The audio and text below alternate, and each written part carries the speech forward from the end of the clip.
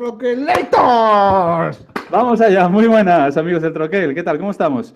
Pues aquí esto va a ser la leche, esto va a ser lo nunca visto aquí en Destroqueladores, el primer programa que vamos a hacer en inglés, a tratar de no meter mucho la pata. El último también. Y probablemente el último, porque tenemos con nosotros una persona muy especial, que es Rahdo del canal Rahdo Runs Through, que ahora lo voy a pasar a presentar, pero primero vamos a dirigirnos como dicen en inglés, the audience, a la gente que está en el chat, esa querida gente. Hoy, tanto Guille como Luis Francés creo que van a intentar traducir medio simultáneamente para que los que no entendáis toda la perfección os podáis enterar un poco. Rahdo va a estar con nosotros una horita y después vamos a pasar otra vez al español. Así que... O no, igual hablamos en otro idioma. O no, a lo mejor hablamos en otro idioma. Así que sin más dilación, vamos a presentar a Rahdo. Rahdo, welcome to Destroqueladores o Destroqueleitors. ¡Bravo, Rahdo! ¡Bravo, Rahdo! Hola, señores! Oh, nice. So you speak Spanish. We can speak Spanish all the... Oh, yeah, that was fluid. I got everything you said. Yeah, just keep going at that speed. It'll be fine. We have a problem with Spanish, Sergio. I will just nod and say, oh, yeah. Nope, that's German. Ah, shoot.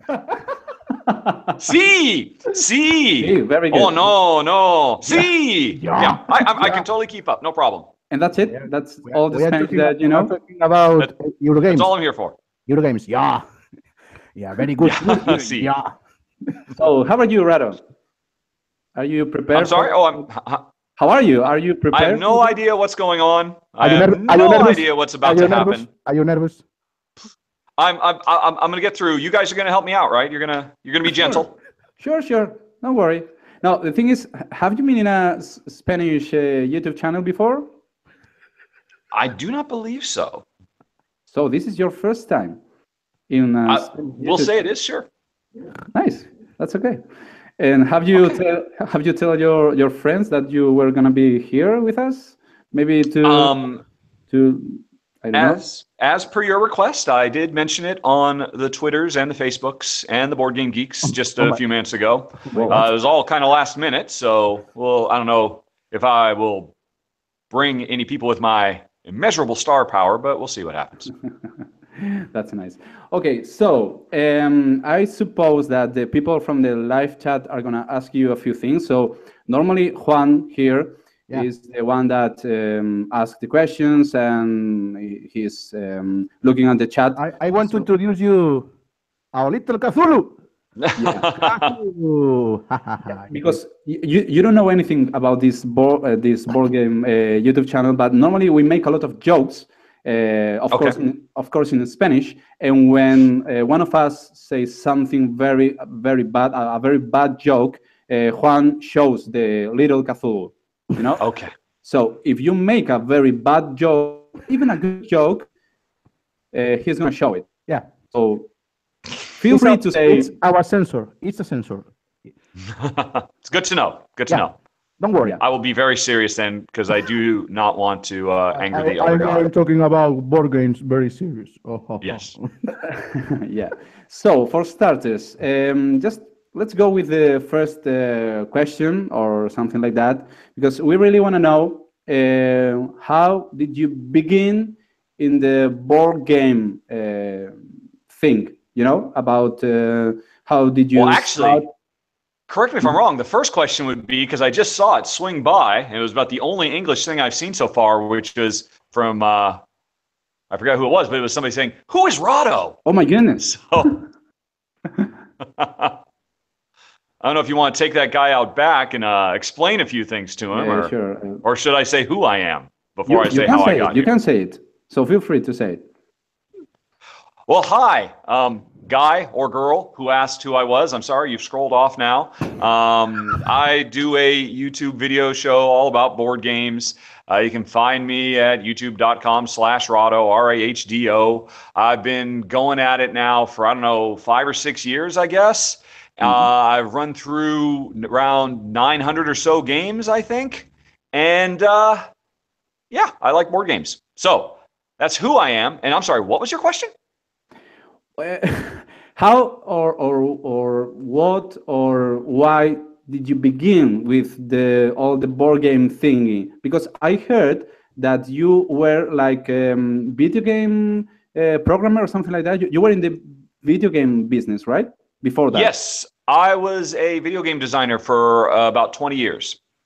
But not anymore, or you still do? Oh God, no. Yeah, I retired from that right around the same time I got into board games and doing a board game channel. Actually, it's funny. Actually, I only discovered modern board games in 2009 when I stumbled across Pandemic, kind of by accident, without even knowing what it was. And after that, I found it progressively harder and harder and harder to continue to muster enthusiasm for making video games because I like board games so much more. But yeah, I mean, before that, I mean, I did in the video game industry, I was the lead designer on Siphon Filter, Sims for console, Fable 2, Brink, Pitfall, Lost Expedition. I've worked on a bunch of other games besides. So yeah, I did that for a long time. And I mean, I've been playing video games since I was a little kid in the 70s, since my parents bought a Pong machine. And I got that for Christmas, and I'm like, oh my God, this is amazing. I can play this game and I'm better at it than adults. I can actually kick the ass of adults here. This makes me feel cool and powerful. And so for almost my entire life, I've been addicted to video games, but board games completely cured me of that addiction. And the more I got into them, the more obsessed I got with them. I found Board Game Geek, made an account, started posting, getting really involved. And then one day there was just somebody, I saw there was a thread, somebody asking for a video for Helvetia, right there. Helvetia, their red box. And they were asking Joel Eddy of Drive Through Review to do one. And Joel said, yeah, I don't have a copy of the game. I can't cover it. And I thought, well, I've got a copy of the game and I've got an iPhone. Why don't I do it? So I just recorded it one afternoon, and it was really a pain in the butt to do it. But I eventually got it uploaded. People liked it, so I filmed another and another and another. And next thing you know, here I am talking to you guys. So that was your first board game? Your first video about board games?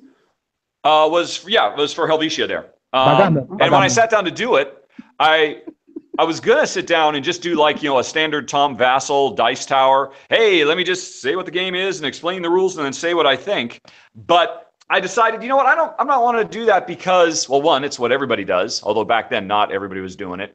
And two, I come from the video game industry. And at that point in the video game industry, Let's Play videos were just starting to become a thing.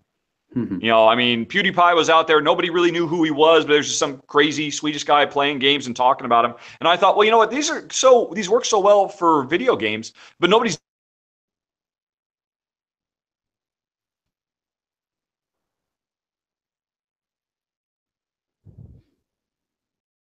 ¿Se cortó? Estamos teniendo problemas de comunicación ahora mismo. Rahdo, do you hear us? Because yes, I hear you now. It looks like I dropped out. Rahdo, are you there? Can you hear me? Yeah. Yay! Yeah, we can hear you now. Yep, and that's how I became Santa Claus. Ah, nice, nice. Yeah, you looked familiar with the white bird. Yeah, I recently shaved, but yeah. I've got the gray hair, definitely. I have a curious question to Rahdo. Rahdo, how many? Because I am in your VG Board Game Geek file. How many games do you have in your collection? Don't see the Board Game Geek. Don't see the Board Game Geek. How many board games do you have? It's I don't know exactly. It's somewhere between 300 and 400. Which I don't know. Is that a lot? You have 2,600. 2,000? My God. And you said between 300 and 400? Wait. I have between 300 and 400, yes. Wait. Board games and board games expansions. 900. No. Oh, I see. Yeah. Cool. My goodness. And five board game accessories. 5. Only 5. And Rahdo, because you were a video game addict, you said, I really have to ask you this. What did you prefer when you were young? Nintendo or Sega? Definitely Nintendo. Sega. Bravo. Nice. Well, yeah, I mean, the interesting thing about Sega is, there was a time, there was like a golden age for video games, from the Nintendo era. All the games were kind of inspired by, Metroid and Zelda. And, those kind of created the structure for most games. And, like Master Blaster or Fester's Quest, there were all these amazing adventure games that were driven by story and, and they were really, really cool. And I mean, like I said, that was a golden age. But then Sega came along with Sonic. And all of a sudden, everybody wanted to copy Sonic the Hedgehog. And to my way of thinking, it kind of ruined the video game industry for a while. Because I got no problem with Sonic the Hedgehog. It's fine. It was neat. It was glitzy and all that. But it never had the depth or the richness of, the Nintendo stuff. So, yeah, I'm a Nintendo guy through and through. Although I kind of have a checkered past because I worked for Nintendo back when I was in university until they fired me. So there was a window of time where I said, okay, I'm done with console games altogether because I cursed, Nintendo. And I would vow never to play their games again. And I switched over to PC for a while. Mm-hmm. Oh, am I gone again? No. Sergio? No. Sergio just has gotten very quiet and serious. No. Sergio? Well, it's just you and me now. Sergio? I'm not hearing you. Okay, I don't know if Juan hears you, right? Juan? Yes. The problem is your brain. You heard me, Juan? Yeah, perfectly. Okay, well then we can just leave Sergio off to the side. Just you and me, Juan. Let's just forget about that guy. Yeah. Okay. Yeah. You can talk. Just give me what you can talk, and okay. I will be right back. Just 1 minute. I have some question here. Okay. What is your favorite Euro game? My favorite Euro game. The game that should be in all collections. Well, that's a very different thing. No, your favorite, and this is so important to stay in all collection in the world. What do you think? And don't say Agricola. I was going to say Agricola. No. No, I wouldn't say Agricola. Wait. So what you're asking is, you've asked three things. Yeah. What is my favorite game? What is the most important game? And what is the game that everybody should have in their collection? Those are three different things with probably three completely different answers. Okay, I accept three Euro games. Please, three. Your favorite, your favorite Euro game, and don't say Agricola. All right. Let's see. If you're disallowing Agricola, and I don't know if you would consider Pandemic to be a Euro game. I do, but I know a lot of people don't because it's very thematic and adventure-y. So I might say Troyes. Troyes, Troyes or Troyes. Do you say Troyes? Do you say Troyes? Troyes, yeah. It's Juan's favorite game. It's very fond of Troyes. So you just made Juan a very happy man with that. We did not arrange that ahead of time. That was a spontaneous. Possibly, Rahdo is the best YouTube viewer in the world and universe. The best, Rahdo. So I just went out like for 1 minute, and you say that Troyes is the best board game? Really? Come on. That was off the top of my head. If I thought about it, I might think of something else, but it's definitely way up there. So anyway, that is pure Euro. That's probably my favorite Euro. And now, what was your second one? Your second one was, what's the one game I can't do without? Was that what it was? If I could only keep one game? Like the most important, Juan, you said? Yeah, the most important, the game that should be in all collections, the Euro game. All collections. A Euro game that should be in all collections of every board game fan around the world. Troyes. That is a crazy question. Wow. This is a crazy channel. Yeah. It is you, yeah. Gosh. I mean, my gut reaction is Castles of Burgundy, but I'm not going to go with that because... Whoa. No, you can say that. You can say that. We love process of. Well, I mean, but for everybody in the world, that's kind of crazy. I mean, it's probably safer to go with the 7 Wonders. Probably. You know, that you know, for everybody in the world, I mean, 7 Wonders is probably a safer bet. But like I said, my gut response, you asked me that first thing, and you won't allow me to say Agricola, so I just can't say Agricola, probably would have been Burgundy. Caverna. Yeah. No, not Caverna. No. If I can't have Agricola, I'm not going to have sloppy seconds. You give me Agricola or nothing. No Caverna. And have you tried the card game of Burgundy? The card game? Yeah. I've done the card game and the dice game. I've done all 3. I've done the Burgundy trilogy. And what about the dice game? We didn't try it yet. Here. Oh, I don't think the dice game is good. The card game is cool because it really does kind of capture the feel of Burgundy, but it plays in about half the time, which is nice. Because if I had one complaint about Burgundy, it would be that, you know, it is a bit on the longer side. It could maybe, you know, particularly if you play it with 4 players. Oh my God, it can take a long time. Whereas the card game does almost everything in about half the time.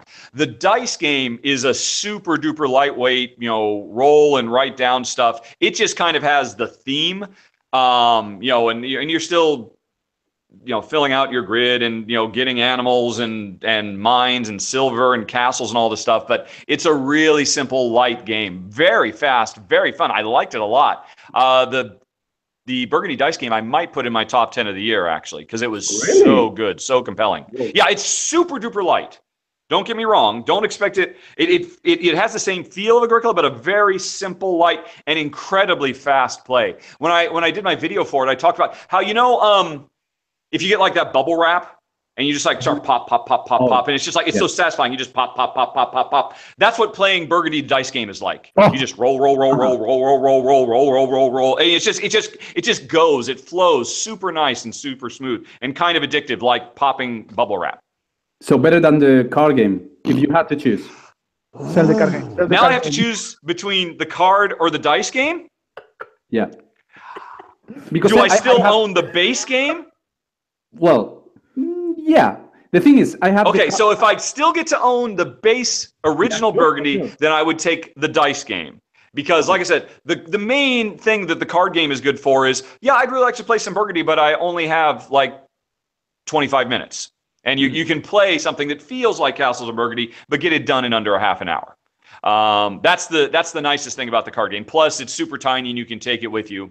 Whereas the dice game is something very, very different. But the card game, it needs a lot of space on the table. It is ridiculous. It is.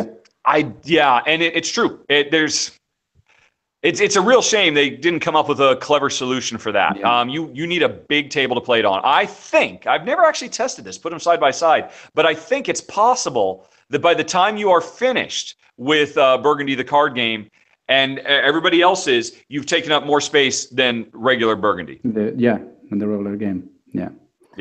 He's crazy. It's loco. So I have to sell my copy of the card game and buy the dice game. Perfect. Thank you. We love the dice game. I picked it up at Essen, back in October, and we were playing it at the place that we stayed. My wife and I, we played it on the plane back. It's also excellent because your little tray tables on a plane. The whole thing fits on that. It's like the ultimate travel game. It's really, really good. But again. Don't go in thinking you're going to get this really thinky, meaty, Burgundy experience. It's super duper light. I mean, the game takes 15 minutes to play. Yeah. But it's fun. So I need to sell my. I like it a lot. Perfect. You know what? But we don't have it yet in Spain. I think right, Juan? We don't have it. The dice game yet. Yeah. Oh, really? Because I think it came out. I think it came back out in August or something like that in France. We don't have it.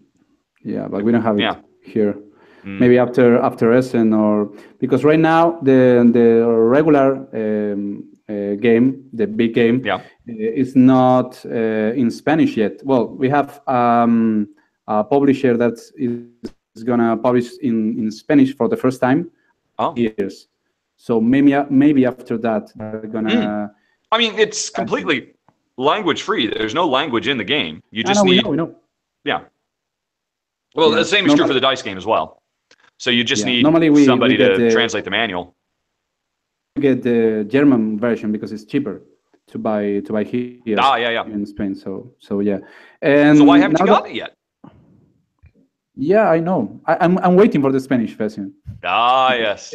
I think in January the publisher is gonna publish it. So yeah. Okay. Cool. They're gonna buy that because I tried it. I was in the States this summer, and I've tried for the first time the Burgundy. The regular game, and I loved the full game. Yeah. And even after playing with Americans, because they had such an it's called in English AP when they analysis paralysis. Yeah, the analysis paralysis. Yeah, I don't know why, but the Americans have it a lot. I don't know if that's normal or really. Wait a minute. So are you saying Spanish don't? No. That the Spanish are so sharp. So decisive. We have negative analysis paralysis. Negative. Yeah. I think 2 weeks ago, Juan and I were playing Terraforming Mars with the expansion, with Venus Next, for just 1 hour and a half. It was like very fast. Yeah. And I win. Yeah, but you won just for 5 points, so don't get cocky. So now that you did I answer your questions, Juan? Yeah, a lot. Did I answer them to your satisfaction? Always. Okay, very good. I have sorry, I have a question. What is your favorite felt board game? Your favorite? Oh, Castles of Burgundy, of course. Easily. Okay. I mean, yeah. There's absolutely no denying that. It is his masterpiece. You need to say trois. Trois is the word. Trois. Always. Trois is the answer for all questions in the world. What is the best Ameritrash? Trois. What is your best salad? Trois. What is the best number in French? Trois. Okay, let's get to another question. Talking about the best board game of 2017 for you. Yeah. What would be? Which one? Gloomhaven at this point. Gloomhaven? Yeah. Nice. Oh, I'm sorry. Oh wait, no, I'm sorry. Trois. That's a good answer. Yep. And man, I'm not getting anything from one. He's just totally spaced out. I threw him a bone there. No, Gloomhaven definitely at this point. Yeah. And you prefer Gloomhaven than Seventh Continent? Seventh Continent? Oh, I like them both a lot. But no, I think Gloomhaven is the cooler game. But Seventh Continent is very, very cool. I had one problem with Seventh Continent. It really kind of bugged me. There's just this one dumb little rule that basically, I mean, have you played it? You know how it works, right? Actually, we have a drinking game in this YouTube channel because I talked about the Seventh Continent a lot. So right now, when I say Seventh Continent, all the people from the chat had to drink a shot of something. So yeah, it's that kind of show. My one problem with Seventh Continent is the stupid rule that when you're done playing, you are required to reset the once a card is done, it goes into the past. Yeah. And then okay, we played for a couple hours, that was fun. Now we got to take all those cards out of the past and we got to shuffle them all back into the individual slots. Mm-hmm. I hate that, and there's no good reason for it. If you didn't have to do that, the save game for that would work so beautifully because you'd be okay. Look, hey, we're done playing. We can put this back in the box and be done in like 2 minutes, and we can set up and play again in 2 minutes. But because they make you constantly have to reset the past deck. That drove me nuts. That one little thing drove me so nuts. It kind of knocked it down a few levels for me. But otherwise, I think it's brilliant. I absolutely love it. I actually backed the expansion, on Kickstarter for a few months. So I can't wait to get that with the big bugs and all of that. Yeah, so it's great. It's really great too. And how many? But no, Gloomhaven destroys it. And how many curses have you finished of Seventh Continent? I have only done 1.5. I did, the big super long intro one, and then I got about halfway through another one, and the game is saved there. And so I haven't gone back. because I rarely get to go back to games. I always have to keep moving forward and playing new games to film them for my show. Yeah, sure. But how many hours took the first course? The super long one? I think it was like somewhere between 12 and 15 hours, something like that. 12 hours? I know I've heard other people say it like goes crazy long, like 20 or 30 hours. My goodness. But I don't really, I mean, I've seen people complain about that, but I hear that and I just wonder, I mean, were you just not paying attention? If you follow the map shows you exactly where to go. Yeah. And I mean, I know when I was playing with my wife, she definitely, hey, look, let's go through this tunnel over here. What's going to be over there? And I'm like, there'll be a lot of crap and we'll go find some stuff and then we'll have to walk all the way back here. And it'll take us 3 hours to go down there and then we'll end up having to come back here anyway. How about we just keep going north like the map says? I think when people complain about it, that it takes too long, it's just because they're not following the map. I mean, that's unlike a lot of the other curses that are a bit more vague, follow the tracks or whatever. I mean, you just have an exact map. It shows you exactly what to do. And if you do it, it's not going to take that long.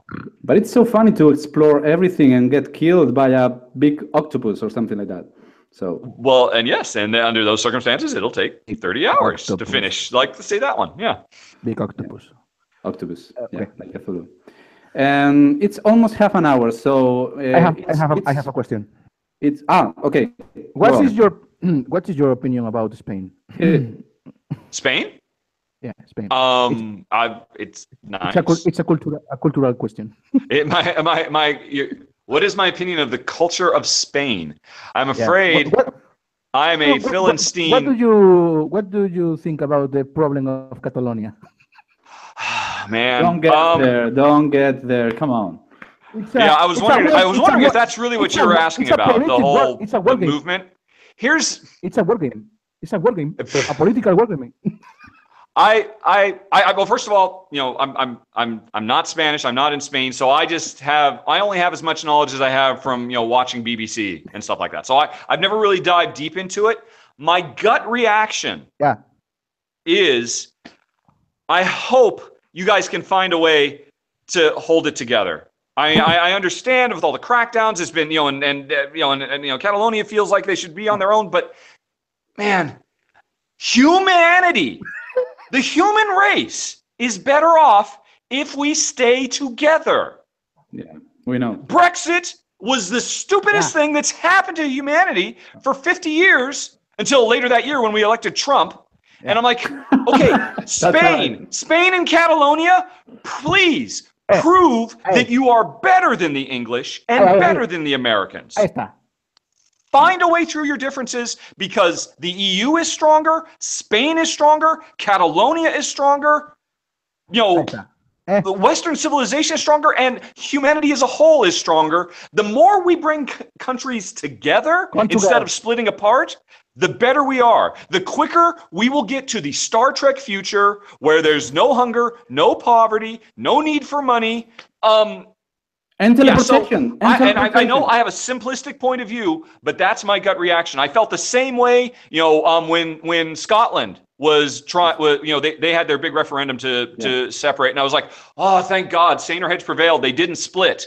Although then, stupid Britain. And I can say that because I am a British citizen. I carry an American and a British passport. So I am a citizen of the two stupidest nations on the planet. Spain, prove that you're better than me. That's all I'm saying. You're not Spanish, so you could be of the three stupidest. Really. Yes, if you guys go ahead with the split, then I obviously have to get a passport there so I can get the trifecta. But look at the silver lining. If we split, we can get a twilight struggle about Spain and Catalonia, and it will be. Hey, there you go. Yeah, I'm sure GMT would be very interested. That's we'll do that. Yeah, sure. I play the push them on card. I'm actually genuine. I mean, I know this is probably a political hot button for you. I mean, you guys are the first Spaniards I've ever talked to about this. I mean, what is your guys' opinion about it?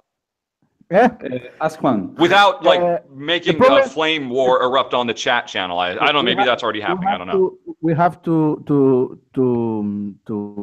feel the idea of the great Paul McCartney. Come together. Yeah. Right now. Come together. All things in the world are in the Beatles. Come together. Yeah. And Catalonia has Messi, and Spain has Cristiano Ronaldo. Yeah. But how do you bridge the gap? How do you address the grievances of the Catalonian people? You know? We have to play more board games together.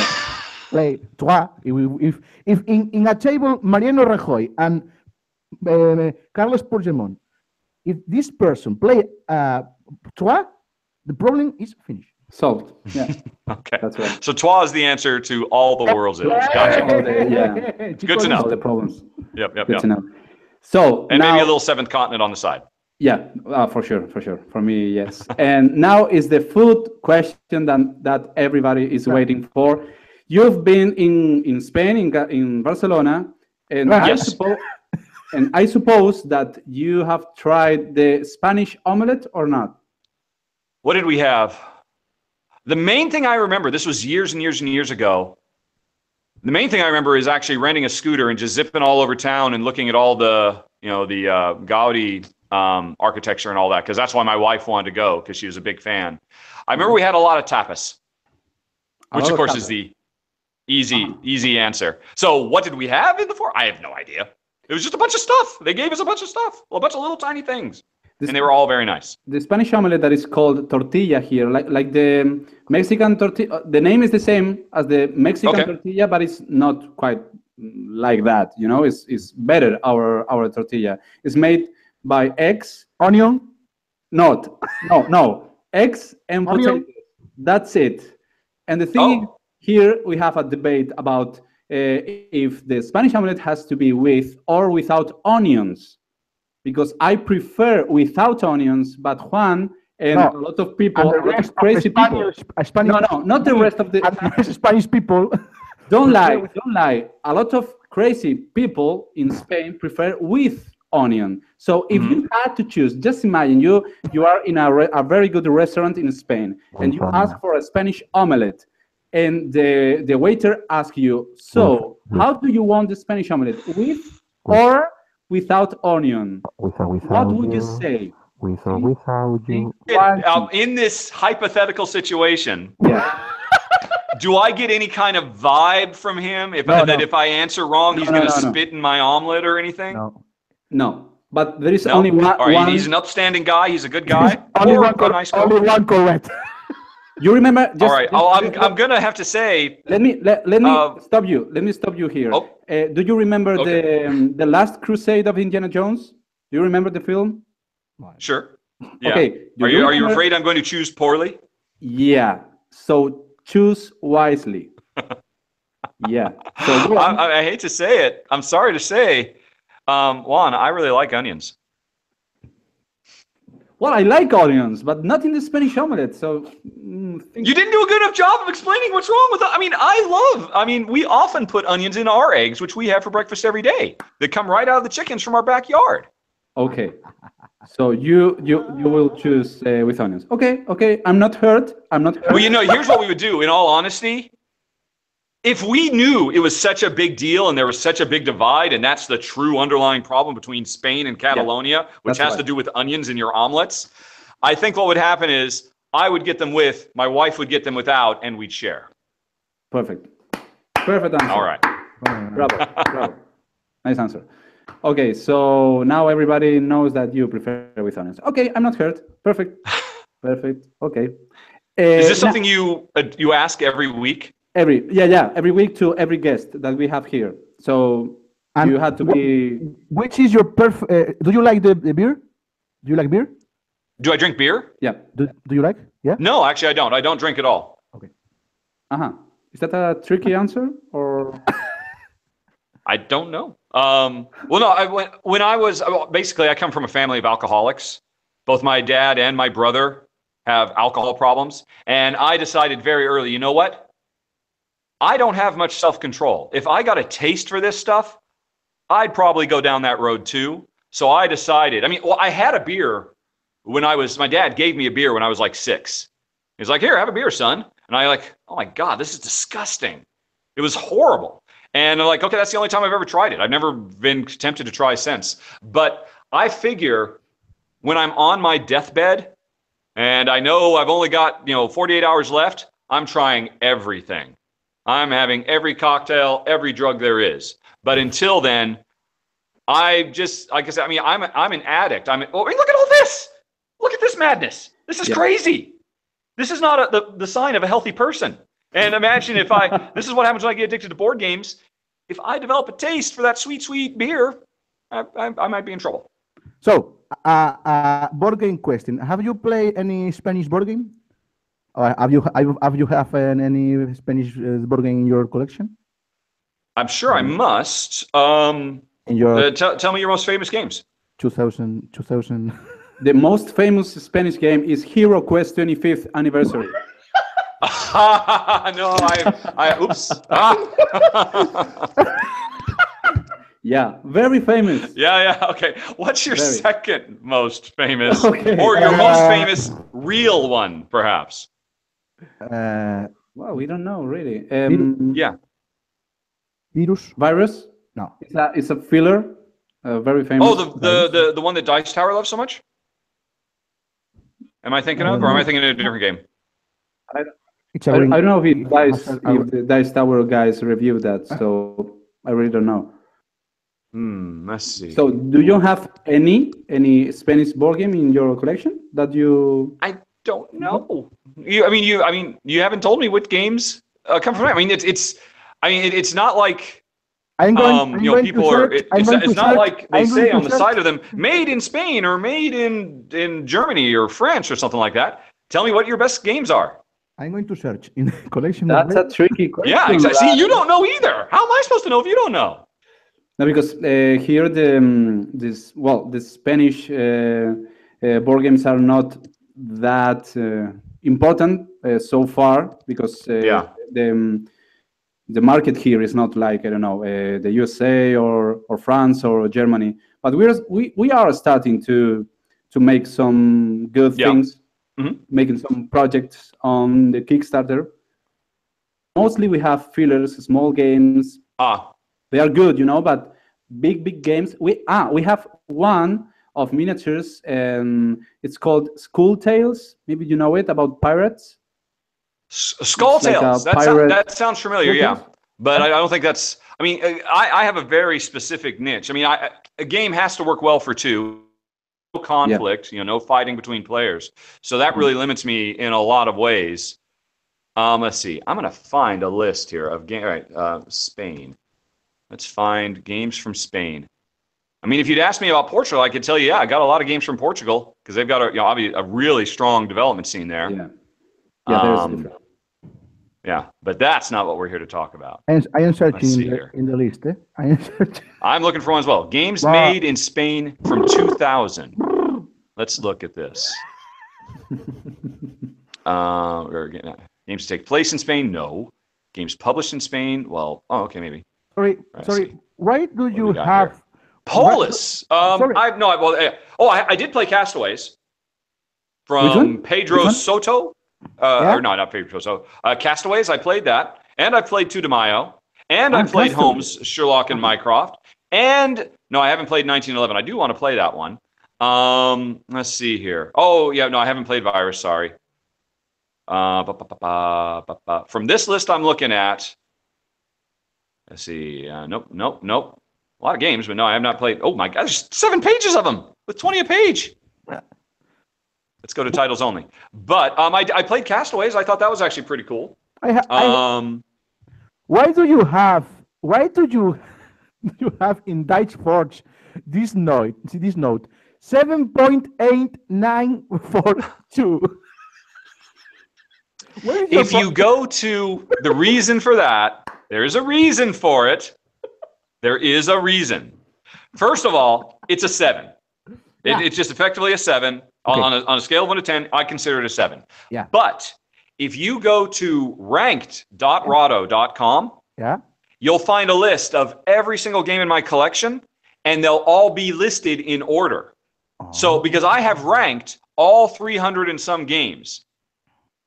So you can see what my top 10, you can see what my top 300 are. And so that's why I had to say that Dice Forge's 7.813927 because I had to put it between 8193226 and 8193299 so that they would appear in order. Oh, interesting. Because I rank all my games religiously. Yeah. My goodness. And what do you think about that game? Do you like it? Which Dice game? Forge? Dice Forge? It's a 7.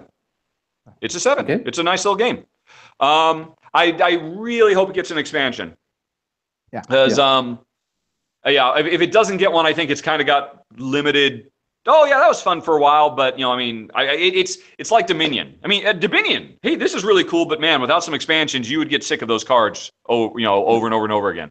So I mean, if they keep bringing out some more stuff, I think it's is beautiful. It's fast. It's fun to play. Yeah, we liked it.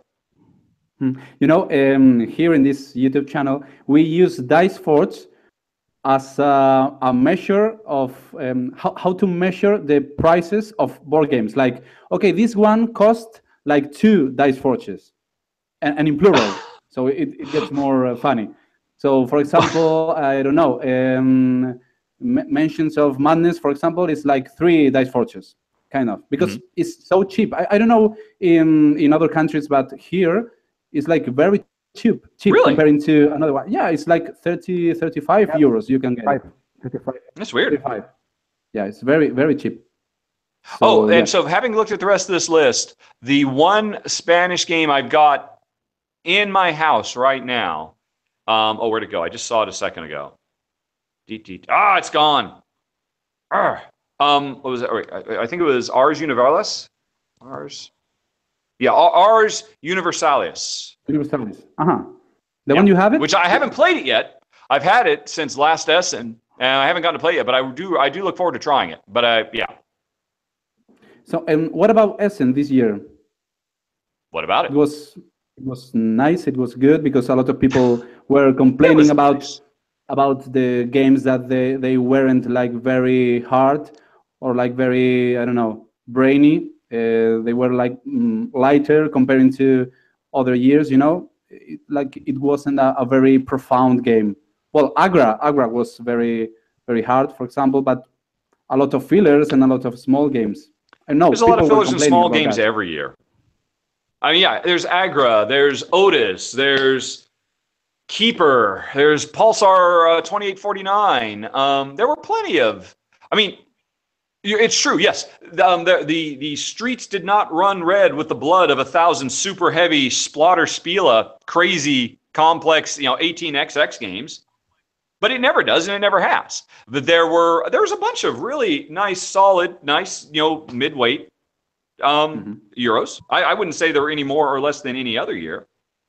You would have to introduce me to these people, and we would have words. Okay, no problem. Get them on here. Maybe they are watching us. Well, and what about the most anticipated game of 2018? Do you have one in mind that you are eager to get it? Oh yeah, well, right now. What's it called? It's from Inca and Marcus Brand. The husband and wife team that did Village and a bunch of other games. They just did Raja of the Ganges. Raja of the Ganges was another really good one. You talk about Agra, you got to talk about Rajas. It's their next game, and it's a legacy game. It's a legacy Euro. I can't think of it. It's Queensdale or something like that. Let me look. I got it written down here somewhere. But yeah, that's definitely at this point my number one most anticipated game because I love legacy style games, and I think the brands. I mean, I love everything every game they've done has been good. I did not play the Star Wars game they did, the co-op Star Wars game, which I don't know if that was good or not. But most every game that I played of theirs, I thought was really, really good. Rise of Queensdale is definitely my number one most anticipated. And let's see. Yeah, definitely. Escape Plan, I'm really keen on that. That's the latest. That's the next game from Vita Lasarda. Yeah, and the Stygian Society. I've been really cool about. I've been really into that one for a while. CO2 is getting a reprint, new second edition. Again, Vita Lasarda. So there's a bunch of cool stuff coming. But yeah, what's it? The Rise of Queensdale is definitely my number one most anticipated game of 2018. I don't know anything about it other than it's a legacy Euro designed by the brands. And that's like, that pushes all of my buttons, all of them up and down the street. Oh no! Did I answer incorrectly? The here's death. He said, oh yeah, that's it. He's dead to me. I am done. I am seceding from Spain. I'm going to have a third country because of that answer. We have another question. What is your opinion about Kickstarter and the politics of Cool Mini or not? What about Cool Mini or not? Yeah, the politics in Kickstarter, the way to use Kickstarter. Yeah, because some people don't like the. I think Kickstarter is great. Yeah. I do not understand the complaint that some people can use Kickstarter, but other people shouldn't be allowed to use Kickstarter. That makes no sense to me at all. Kickstarter is brilliant. Yeah. It's a great format to get us more games, to allow publishers to take bigger risks, to try more daring and adventuresome things. We would never have gotten a game like Gloomhaven through traditional publishing methods because no publisher in the world would be stupidly insane enough to put all that stuff into a box. Same for Kingdom Death Monster. Yeah. So I think, and the fact that Kickstarter does allow, I mean, if you have a dream for a game and you come up with a really good game and all your friends like it and you do the work, you can put it on Kickstarter and make a game. I think that's amazing. And I think it's great that Queen Games or Cool Mini or not are using Kickstarter as well, because it means they don't have to live. I mean, basically, Cool Mini or not, I know people complain, but I think when people complain about Queen Games using Kickstarter, that is just so ridiculous. People don't understand. Queen Games is 3 people. Everybody thinks, oh, Queen Games, they've been around forever. No, they're 3 freaking people. And if they want to put a game out, they can't put a game out until the other one has recouped all the money, so they've actually got enough money to print the new one. So they can only put out 1 game a year. If they do Kickstarter, they can put out 3 or 4 games a year. And it means they could, a game that they say, well, you know what, we would have liked to put that out, but we can't publish that because we just can't be sure that the market will reward us. So we'll just have to let it go. Kickstarter allows different things to happen. It makes for a broader, deeper, richer board game ecosystem. I think it's amazing. I think it's phenomenal. That's what I think about it. And I think Fantasy Flight should be using Kickstarter. I think everybody should be using Kickstarter. I think they're all stupid if they don't. Yeah. Is that a bong? Really? Oh no, it's a microphone. I just came back okay. Yeah. That's. Look at it. It's in the bed. Mm. I'm in my bed because I'm having such a bad time with my connection. I'm feeling so comfortable with you, Rahdo, that I have to come. Yeah, sorry. Well, I hope you don't mind. Let's put on some music. Yeah, sure. Dim the lights. After we're done here, we can. Yeah. Can you? So you are saying that you don't mind of Simon using Kickstarter? Are you talking about that? Really? Yeah, that was the question. What do I think about the politics of Simon using Kickstarter? A question. I think it's great. Vaya Deides. Okay. Luis Vaya I think that gives them, don't get me wrong, most Simon games I'm not particularly interested in. They're not my kind of game. But I know that using Kickstarter ensures that they are able to have a faster turnaround, to be able to put more games on the shelf because because they have bigger capital, bigger reserves. They don't have to. So it makes no sense to me not to use Kickstarter. I don't understand why what is the reason to complain about Simon using Kickstarter? Why? What's the problem? Well, because normally they used Kickstarter like crowdfunding for people that don't have the money to make a board game, so they need people to help them. And Simon right now, what Simon being on Kickstarter, how does that impact whoever it is you're talking about there? Because if you want to crowdfund a board game in the same period, you are not going to be like that visible to people. Because all the people only will care about the board game, the Simon board game. you know. Mhm. So if you spend all your Simon money in was not on Kickstarter and instead just put the game directly on the stores, then once again, it doesn't matter whether I give Simon my money through Kickstarter or I give them through my friendly local game store. I still only have X amount of money. If I want the Simon game, I'm going to buy the Simon game instead of the little independent mom and pop game. I don't see what the difference is or why it matters whether I use a credit card or whether I give them cash or whether I do it through Cool Stuff Inc. or whether I do it through Kickstarter. It's all just a cash transfer. Yeah, but and it's not like Cool Mini or not literally every day of the year, every day of the week, every week of the year has a game on Kickstarter. In fact, I mean, Simon has what, 2 or 3 games over the course of the year. Today I was playing Deja Vu. It's a little independent, single guy, did everything himself. It's going to be on Kickstarter in January. The fact that Simon is at some point in 2018 going to have some project on Kickstarter is not going to impact Deja Vu's chances. What's going to make Deja Vu succeed or fail is how good a game it is and how good a job he does of getting the word out. Sure. Well, I heard otherwise about that because I knew a few people that they are trying to get a game the next year in 2018, and we were talking a lot about this, about the politics of Simon using Kickstarter, and they weren't happy about that. So I don't know, maybe I understand they're unhappy, but I don't understand why they think it makes a difference. I mean, if I'm going to buy the Simon game, then my money's going to go to it anyway. I don't see why they think suddenly. Oh, dang it! Sorry. Don't worry. Sorry. I'm on my little. It's on my phone, so it keeps dropping. But the price is different because when you buy a Simon game in the store, it's like I don't know, 100 tops. You know, it's expensive, but tops like 100. But if you buy it from Kickstarter, of course, you're gonna get a lot of extras and a lot of miniatures that you won't get on retail.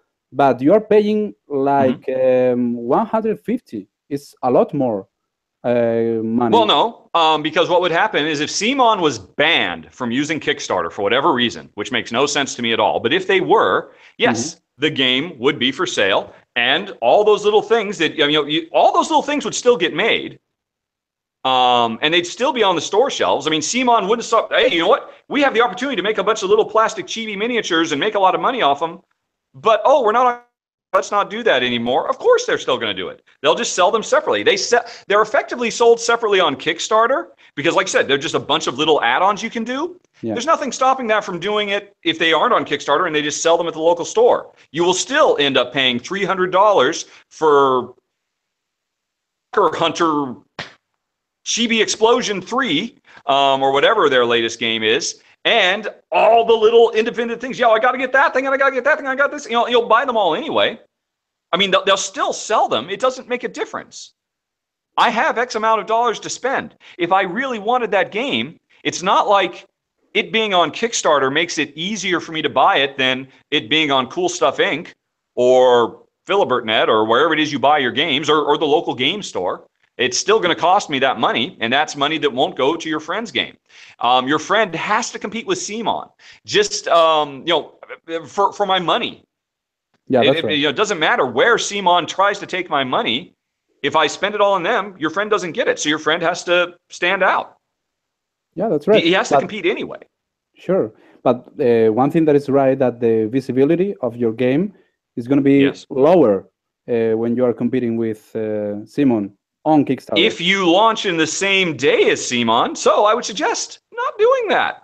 Yeah. In the same way that next summer, or the summer after that, when Avengers Infinity War opens up at the box office, don't put your little romantic comedy in theaters on the same week.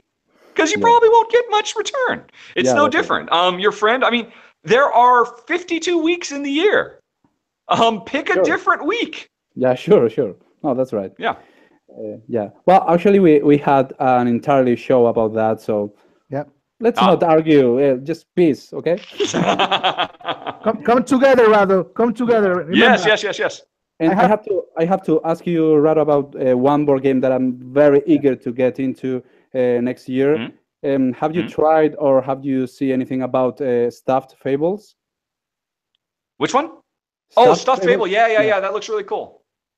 I don't know. I want to love it. I'm so excited for it. It looks so pretty and so charming. But man, we really did not like Mice and Mystics at all. I mean, I don't know how you guys felt about it. I mean, I got Mice and Mystics. I was so excited to fall in love with it. The storybooks and the cute little minis, and they eat the cheese and the cheese wheel, but oh my God, it was just nonstop, never-ending rolling dice and rolling dice and rolling dice and roll. It's just like, oh, kill me now. I could barely make it through the first mission. It was so, and Stuffed Fables is from the same designer. But now, it's not the same. Trust me. It's not the same. Not the same. I've tried like 1 week ago because we had. Oh, did you? Okay, tell me about it. Tell me about it. Tell me on it. This is another drinking game, okay? Because after I tried it, I talked so much about Stuffed Fables that right now a lot of people are going to be drinking shots, but I don't care.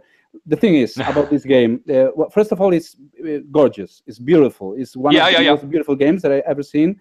And another thing that I was very impressed is that every scenario is on the book.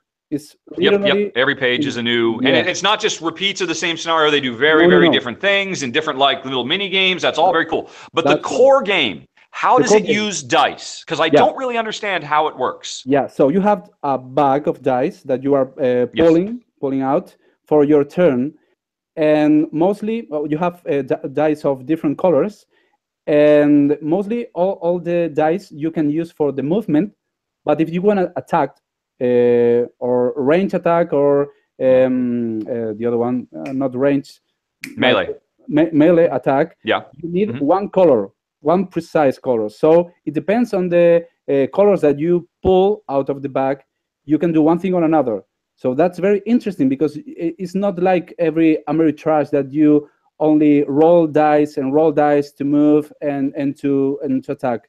You know, so you have to cooperate a lot with your companions because maybe in your turn you are not going to be able to attack.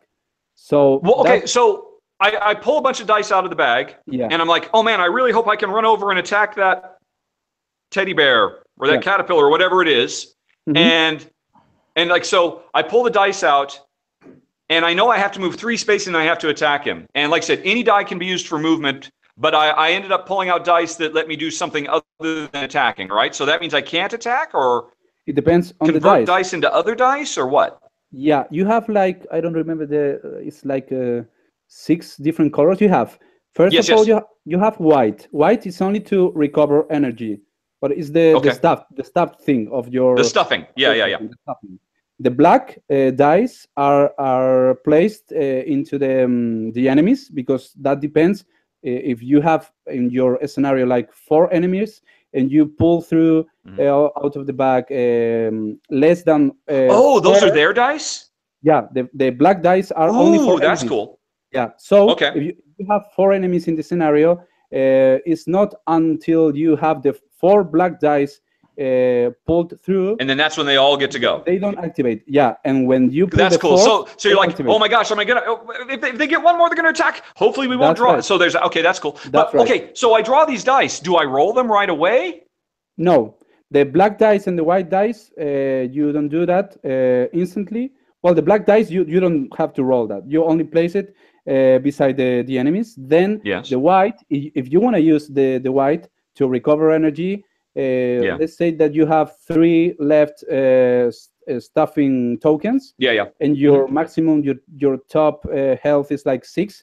So you have to roll a 6, the difference to recover between the stuffing that you have already and the maximum.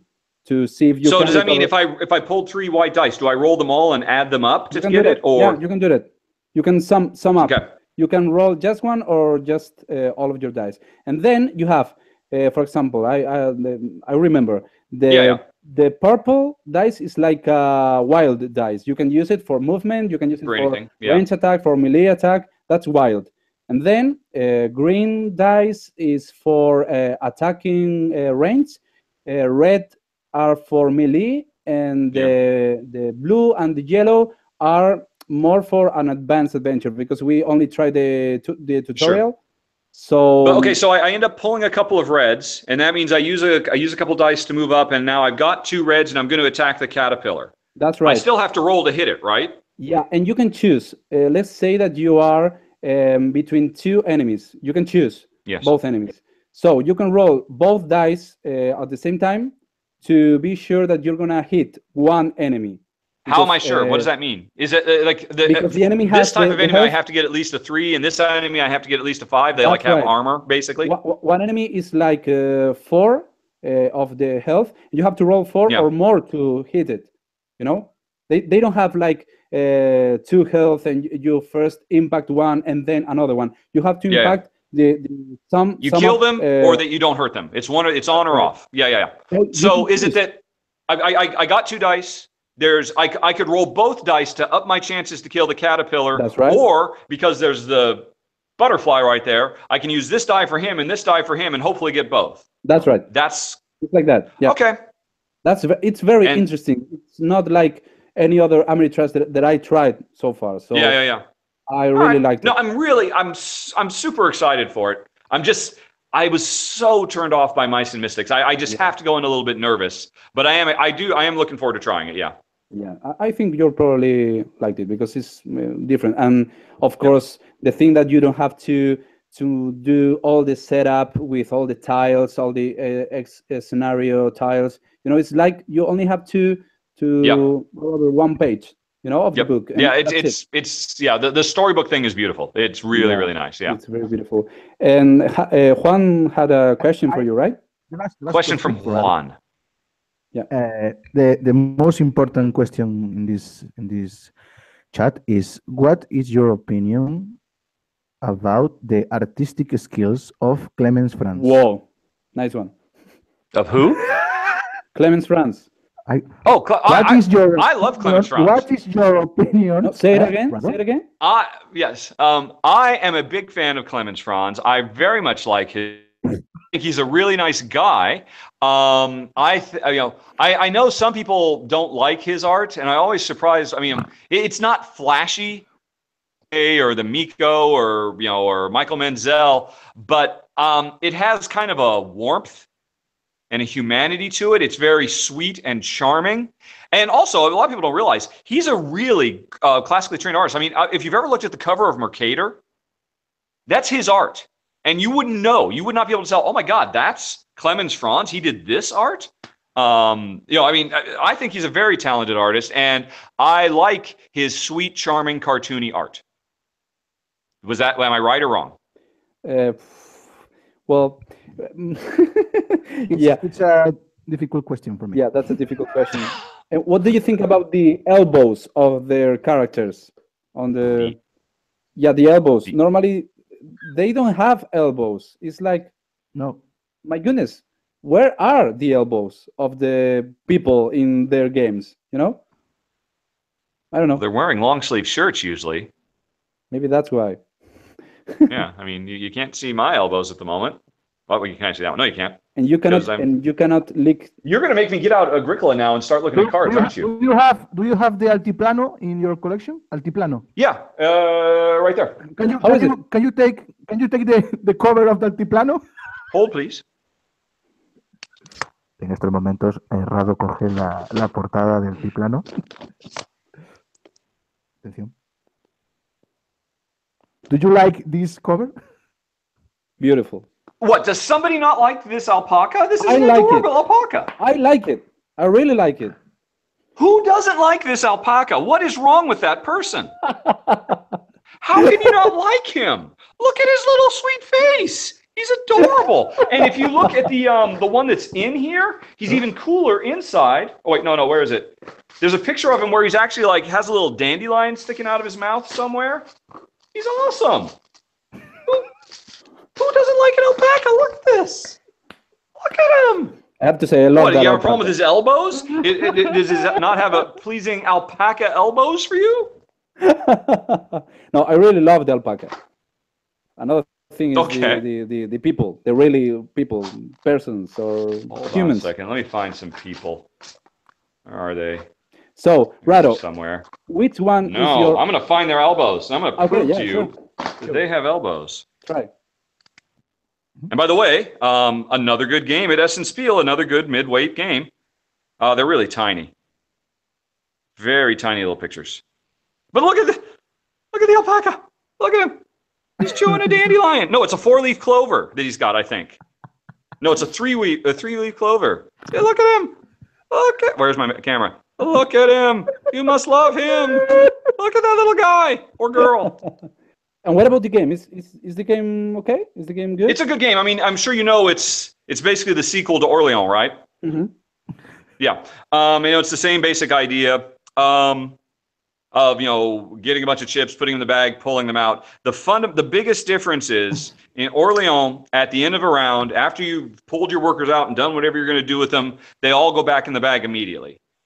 In Altiplano, after you've used them, the chips don't go back in the bag. They go into this. Everybody gets one of these little containers here, and it's like a discard pile for your chips. And once the bag is empty, then everything will go back in the bag. For my money, I like this a lot better because I love Orléans. I think it's an absolutely phenomenal game, but there's no getting around it. It's much more luck-centric. Where's that goddamn monk? I got that monk on the first round. We're in round 10. He has not come out of that bag once. This is ridiculous. I'm going to lose because of this. That's not really true, but it feels that way. I think just the fact that Altiplano recognizes that, it's good to have a discard pile and not refill the bag like, any normal deck builder. I think that was a huge improvement. Overall, I wouldn't say it's better. It's just different. It does things a different way. You actually have a just because you pull the chips out for the actions you want to do doesn't mean you can do them necessarily, because you've got an actual little character who has to move around from space to space on the board. So if you pulled out chips, that means, I want to go mining. Well, I've got to spend resources to move my guy over to the mine before he'll actually go mining. And as opposed to Orléans, where it doesn't matter. I pull them out and I'm just going to put them all where it's more like a worker placement game. Altiplano is more like, no, you've got a character who moves around and does stuff in the world. And I'm not saying that's better. It's just different. It's just like a different way to do stuff. But I really like it. I think Altiplano is actually the smarter design, but Orléans is still the better game at this point. If for no other reason than the fact that Orléans has, I don't know how many awesome, what do you call them, expansions. Like that cooperative expansion, the invasion expansion and stuff like that. So Altiplano's got a ways to go to catch up. But it's good. I mean, I really enjoyed it. I know some people I've seen have complained that it's too long. I kept reading, the first time we played it took us 4 hours. They're doing something wrong if that's what's happening to them. I mean, the game is quick. I mean, Jen and I, the first time we played it, we got it done in an hour, and we're slow. So I think, I'm not quite sure what. I think I saw some threads on Board Game Geek that people are making some fundamental misunderstandings. Or, like one thing is the timer of the game is these buildings. There's like this row of buildings that's coming out. And every round, one thing, I want to build all these buildings, give me special powers. And it's easy to forget that in a given round, if nobody buys a building gets removed automatically. So, and if you forget that, if you don't remember that, these buildings are getting, whether people buy them or not, they're leaving the game, and that's the timer for the game. If you don't do that, the game's going to take freaking forever. So I don't know if that's why some people are having a hard time with it, but yeah, we really liked it. Plus it has alpacas, and those are awesome. Yeah, that's a very good point. And what do you think about Noria? Have you tried it? Yes, I did. I liked the wheel chip, the wheel builder. I think that was very, very cool. It's an awesome little system, and the rest of the game around it didn't live up to how cool that wheel was. Yeah, a lot of people are saying that. Yeah, it's interesting. I read somewhere that it was from a first-time female designer, Sophia Wagner, I think, or Sonia Wagner. I forget. It was either Sophia or Sonia. I'm sorry, I got your name wrong. And she submitted it for some design contest and it won. And people liked it so much they went and made it a game. My understanding is the original game she designed and submitted to that contest was a much bigger, more complex game, more like Trajan or something like that, with a lot of stuff going on. And then, hey, that's really cool. But the developers took it and said, okay, that's really cool. But you know what? We got to take all this stuff out. We need to simplify it, streamline it. Let's get rid of the objective cards. Let's just keep the stock market thing. And then the wheel. And it's like, man, I wish they hadn't done that, because the wheel is really cool. And the stock marketing, or where you're basically kind of doing you're investing. You use the wheel to get investment stuff, to work your way up tracks, and that's kind of boring. The game really needed something a little bit more, and I suspect it was there originally in her original design. But that gets back to that thing I was talking about, how great Kickstarters are.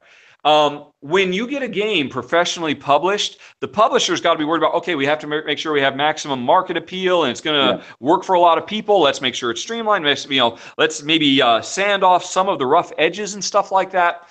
And you end up with a game that's more, I have no idea how you say it in Spanish, but homogenized, simplified. It just maybe loses some of its spark. If Sonia or Sophia, I'm so sorry, I don't remember your name again. Sophia. She's a very nice lady. If she had just taken the game to Kickstarter, she wouldn't have had to simplify it down. She could have stayed true to her original goal, and it would have found an audience, or it wouldn't have. But so I look forward to seeing her next game. Yeah. And I think that I've already forgotten the name of it. What was the name of the game? Sophia. No. What was the name of the game though? I've forgotten. Noria, yes. Yeah. I think Noria with an expansion that brings some of that stuff back in. I mean, imagine Trajan, this really cool Mancala, right? Imagine Burgundy. This really, really cool dice drafting selection tile thing, but there's only one type of tile in the whole game.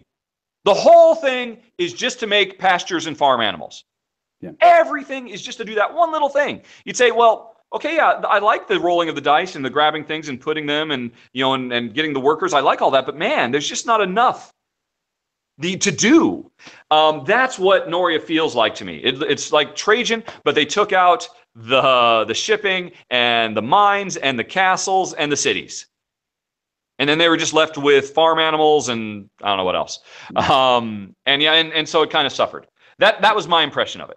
Yeah, I liked it. I wanted to love it, but it needs an expansion to bring some of that stuff back in.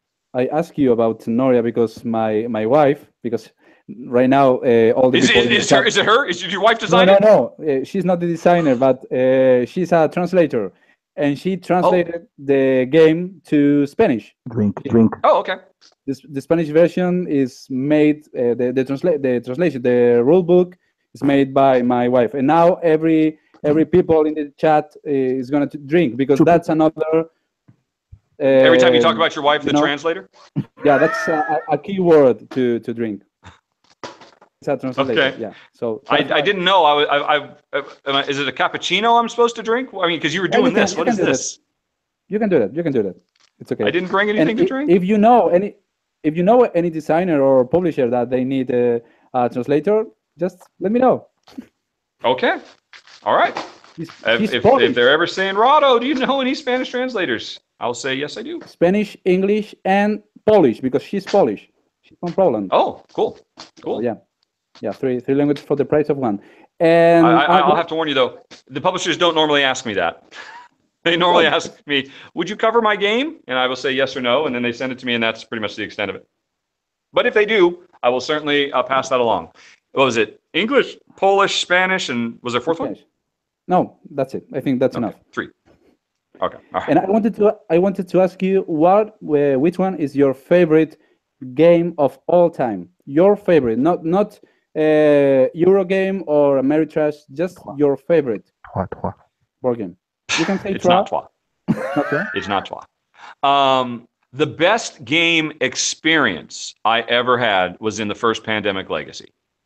That game had a couple of moments that were so amazing and incredible and impactful for my wife and me as we played through it. Those were certainly the strongest gaming moments I've ever had in my entire life, and that includes every game, every type of game I've ever played. That said, I'm not saying that necessarily makes it my favorite game of all time, because it's not like it had that nonstop. It was just like 3 or 4 moments in that game that were just like amazing. But because of that, and because it's what brought me into the hobby in general. I mean, I'm just gonna have to say pandemic. Pandemic literally changed my life for the better. I met Matt Leacock and I've told him this, and he gets all red and very embarrassed when I tell him this, but he literally improved my life, changed the entire trajectory of what I was doing. And so I have to give it to pandemic. Nice. I think. Nice. And your worst experience or the game that you hate the most? Which one would you choose? I don't really hate games. I just don't play them. I mean, there's lots of games that aren't my kind of thing. I mean, I played the Game of Thrones once, the big fantasy flight, kind of like a diplomacy in Westeros kind of game. I hated that. That was horrible. Really? But it's not the fault of the game. I shouldn't have been playing that game. I don't want a game where I'm going to spend 3 or 4 hours trying to plot how to destroy you while smiling to your face the whole time. It was just awful. I hated it. But yeah, again, I mean, it does what it sets out to do very well. The only truly bad board game I can think of that just like, oh my God, this is just so terrible, was this a game that came out a couple of years ago from Uwe Rosenberg, Hengist, Hengist, Hengist. It was a little Viking boat. Your Vikings come off the boat and storm the beaches kind of thing. It was awful. It was truly terrible. And from Uwe Rosenberg? It was weird. That year, I saw a video interview with Uwe, and they're asking him, so, hey, what about this Hengist thing that's coming out? You want to tell us about that? And he said, I really don't want to talk about it. And I'm like, whoa, that's weird.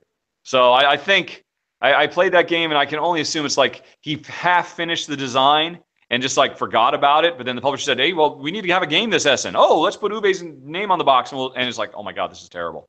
It was truly awful. So it would probably be that one, Hengist, from Uwe Rosenberg. The designer of Agricola, my favorite Euro of all time. Although, of course, we know my true favorite Euro of all time is Trois. It's Trois. And do you watch a lot of YouTube channels, board game channels, or you don't watch normally? No, I do. Although it's coming up on 11. So, is that your last question? Yeah. Yeah, I wanted to ask you which one is your favorite YouTube channel after Destroqueladores? Of course, that goes without saying. I can't even think of one after the Destroyers. Let's see, my favorite YouTube channel? For board games or just in general? Yeah. I assume you mean for board games? Yeah, board game related, yeah.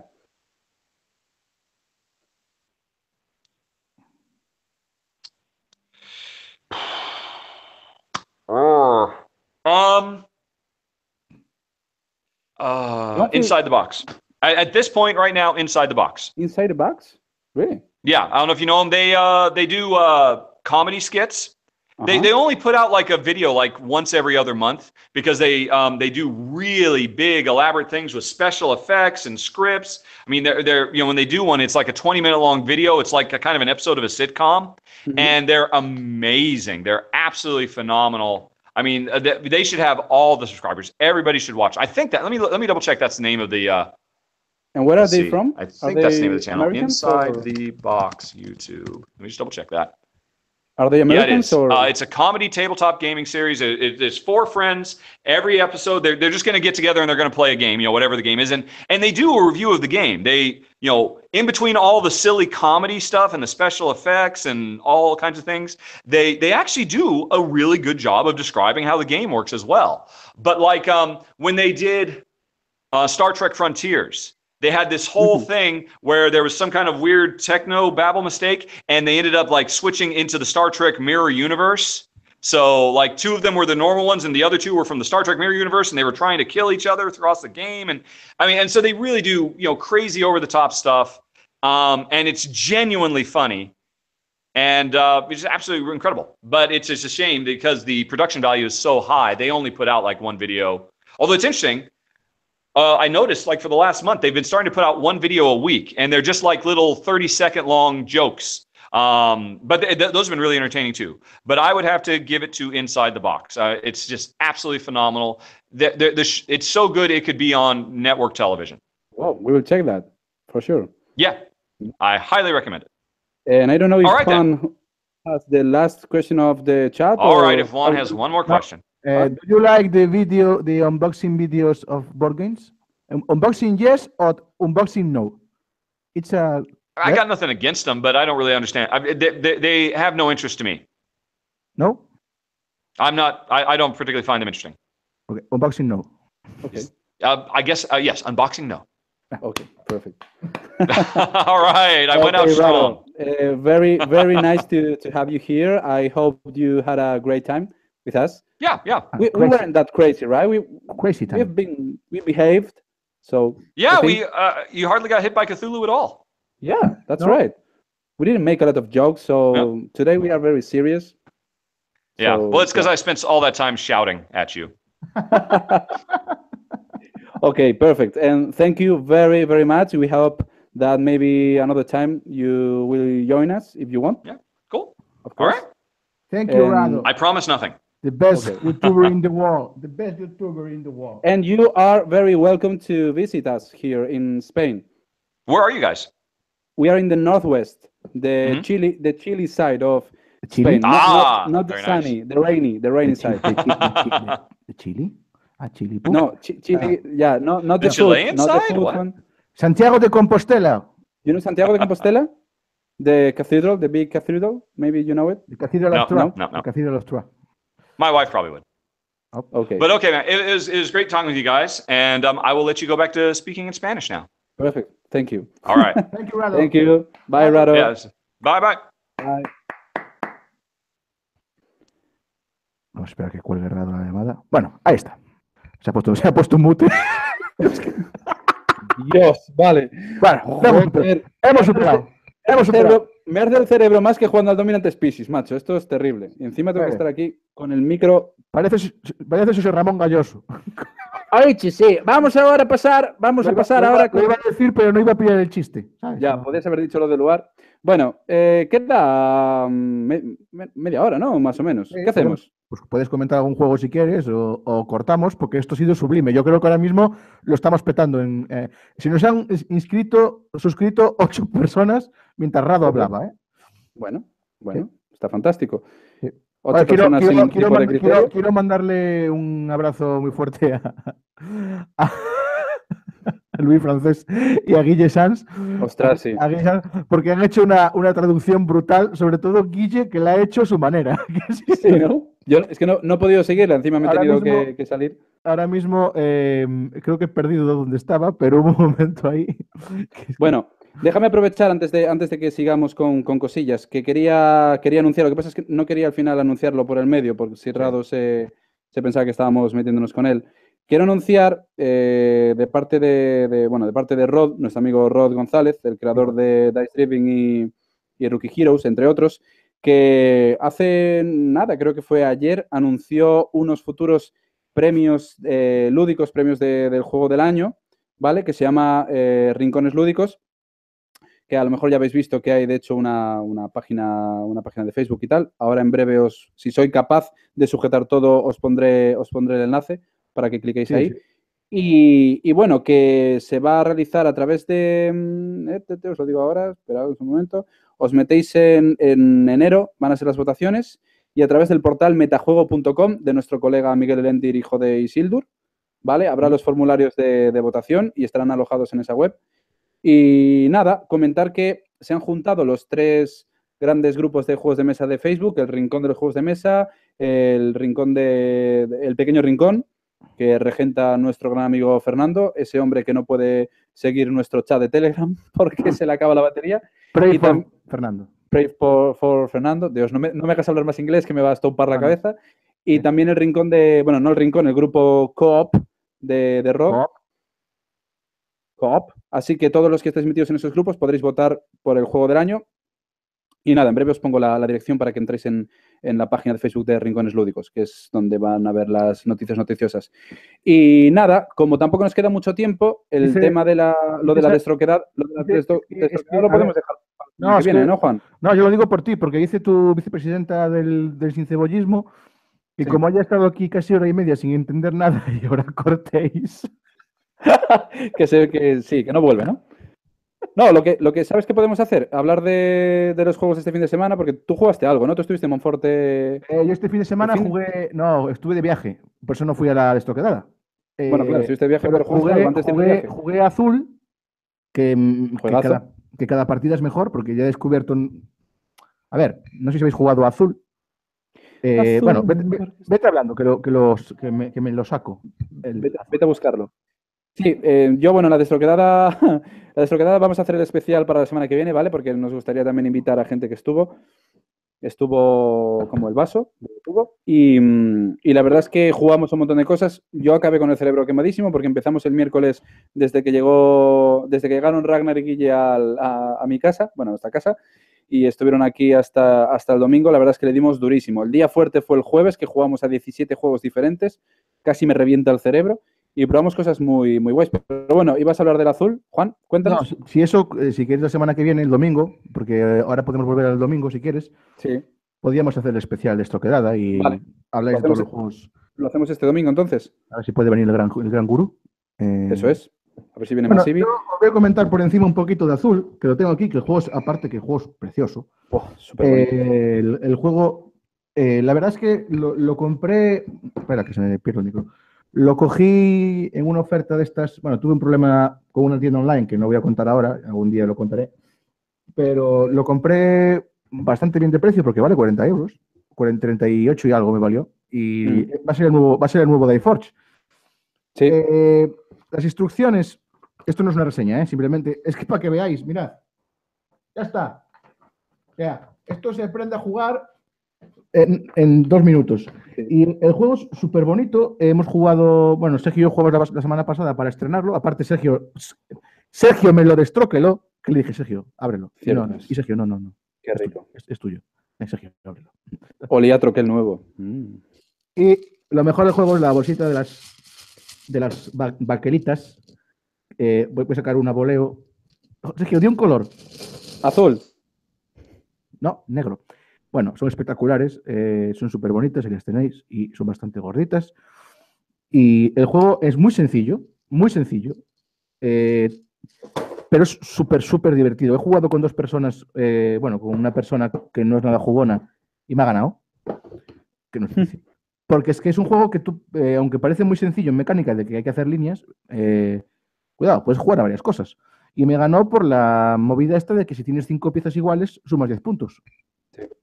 Súper ajustado, súper divertido. Yo lo recomiendo. Lo va a sacar Edge en castellano.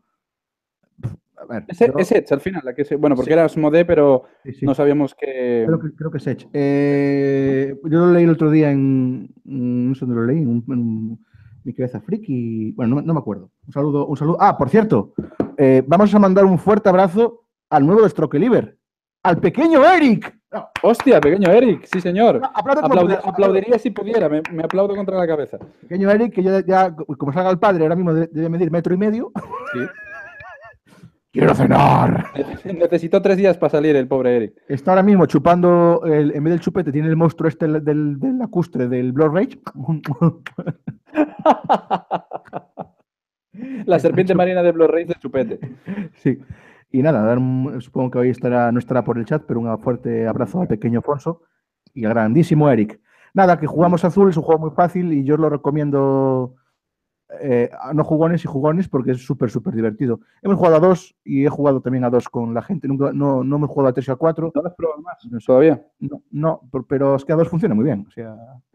No, funciona de escándalo. ¿No me lo cambies por el Sagrada entonces? No, es que depende. Es que tengo el Sagrada en reposición. Si quieres, un fin de semana nos lo cambiamos. Te llevas tú el azul, coges a Eva y le das a fuerte al azul hasta quemarlo, porque, a ver, realmente tiene un problema, que es muy adictivo.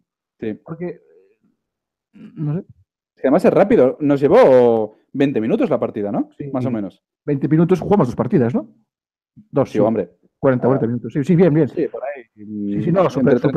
Lo mejor de todo fue que estábamos montando el juego y este rollo y vino un camarero, porque fue un bar, y el camarero se quedó pero pilladísimo. O sea, llegó el camarero a la mesa y se quedó mirando así y entró como en una especie de mundo astral y durante 20 segundos se quedó pero así.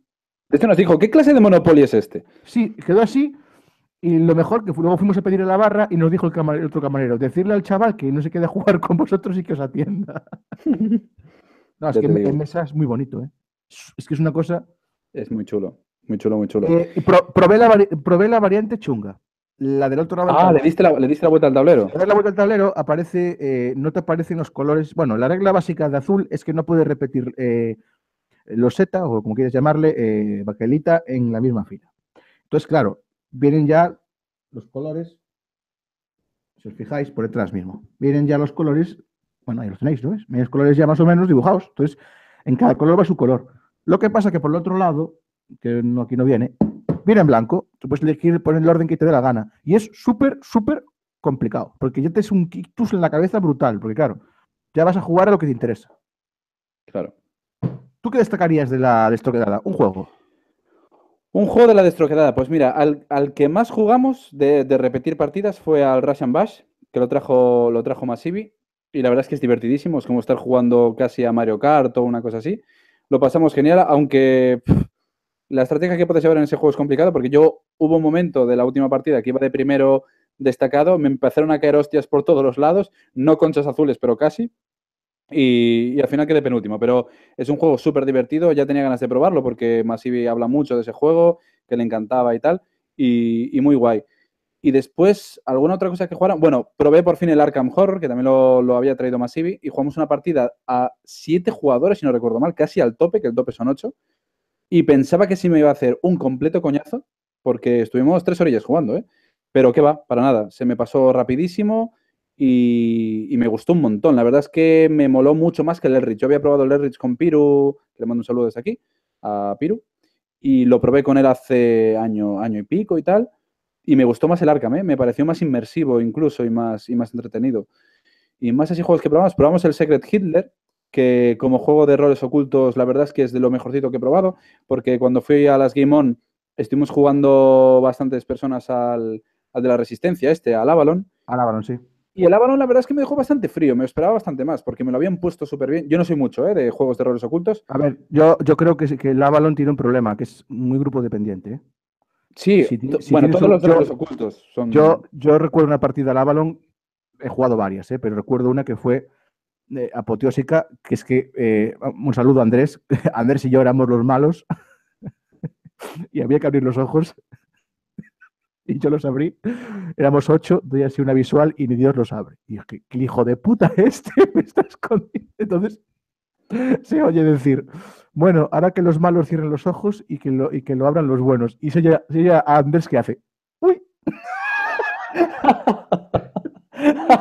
Es que fue buenísimo. Y el tío toda la puta partida troleando para intentar demostrar que no era el malo, tío. ¿Y al final ganasteis? No.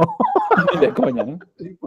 Pero yo lo vi dificilísimo. Nosotros jugamos, éramos 8, creo que llegamos a ser el tope. Y lo vi dificilísimo para los buenos. O sea, el malo... Yo siendo bueno, juego a trolear siempre, me da igual. Ese juego es para trolear, tío. Es para hacer el imbécil, joder, lo que mola. Bueno, yo lo pasé genial, no sé si estará por el chat, pero Parga, con el Secret Hitler... Parga creo que hoy no está, pero Parga es un personaje... Parga fue un show, porque yo lo tenía al lado en el Secret Hitler, y al principio el tío me dio a entender, bueno, nos dio a entender a todos, pero claro, yo estaba al lado y hablando conmigo, intentarme convencer de que era el bueno. Pero de repente pasó nada, 15 minutos de partida y el tío baja una carta mala, pues como en el Avalon, ¿no? ¿Qué es? ¿Un cáliz o una cosa que se baja, que es malo? Sí. Bueno, pues aquí tienes que bajar una ley fascista, que es lo mismo. Y de repente el Parga baja una ley fascista y me quedo esperando para él y le digo, pero serás mamón que me has estado vacilando toda la partida. Y me dice, que no, joder, que no, que soy bueno, tal, no sé qué. Y al final resulta que era bueno. Pero es que lo hizo genial. El tío es un puto crack. Yo le mandaba un saludo porque mañana seguramente nos escuche en el trabajo. Así que se va a abrumar. Sí, sí. Te dicen en el chat que qué opinas de que has probado el Dark Souls.